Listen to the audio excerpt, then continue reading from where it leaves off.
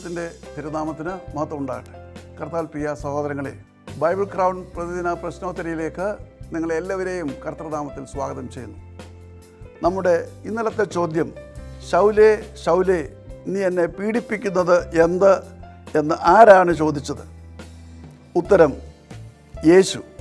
അപ്പോസ്തല പ്രവൃത്തി 9-ാം അധ്യായം 5-ാം വാക്യത്തിൽ നമുക്കത് കാണുവാൻ കഴിയും. ഇന്നലത്തെ വിജയി